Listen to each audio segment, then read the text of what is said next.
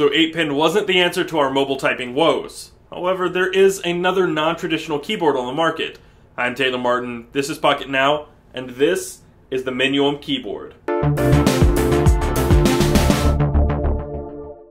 A few months back, we explored an idea.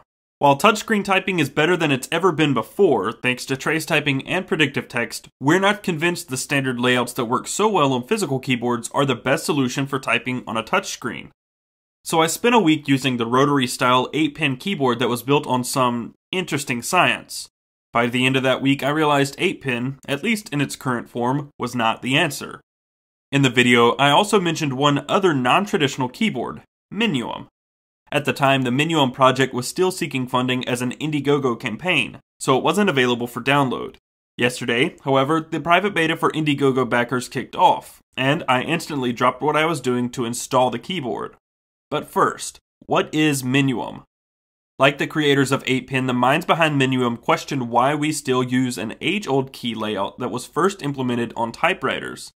Why should we still use this layout? Who says there isn't a better, faster, more efficient method for inputting text on a touchscreen? There are even a few problems with existing soft keyboards, even the ones we've come to love, like Swipe, SwiftKey, and even the stock Google keyboard. They're big and take up anywhere from 1/3 to over 1/2 of the display. They also require a certain level of accuracy, which means you have to choose between either accuracy or speed. Unless, of course, you've mastered mobile typing, are living in denial, and believe mobile keyboards don't need to be improved any further. Minuum aims to solve both of these problems. The layout is actually nothing more than a QWERTY keyboard smashed down into a single staggered row. And it takes no special training to type. Just aim in the general area of the key you want and tap and proceed to the next letter. The hard part is learning to type in a single dimension, remembering that Q, A, and Z are all in approximately the same area if you take out the vertical dimension. To space, you can slide your finger to the right within the keyboard area or enable the spacebar beneath. To type a word that isn't in Minuum's standard dictionary or enter a symbol, simply press and hold near the letter or symbol you want and drag towards it. Swipe to the right and up for the return key, to the left to delete the last word, and to the left and up for settings. Finally, for quicker access to symbols and numbers, swipe downward on the keyboard. You have to learn to trust the keyboard. To trust that if you hit approximately where the letters are, it will suggest the right word. And just in case it gets it wrong, which does happen occasionally, it offers some alternate suggestions as well. That's where we've had the most trouble with Minuum. There have been some instances where we've been typing too fast to catch the incorrect suggestions on the fly, and our sentences sometimes don't exactly make sense. The upside is that correcting the incorrect word is done by tapping it and selecting the proper word. In other words, you do not have to worry about typing everything correctly the first time, so long as you remember to quickly glance through what you've typed before you hit send. We've only managed to spend a short time typing and toying with Minuum, but we're definitely impressed.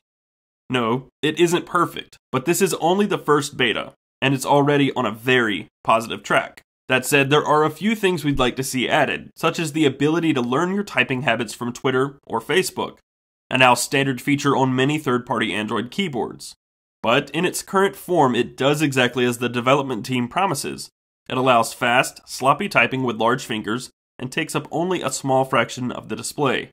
We're excited to see where this team will take this keyboard. Because of its versatility and scalability, the team hopes to apply the same technology to much more than just smartphones, namely wearable computers and other minuscule devices. It will take some more time to tell for sure, but Minuum already seems to be a keyboard we could see ourselves using day in and day out.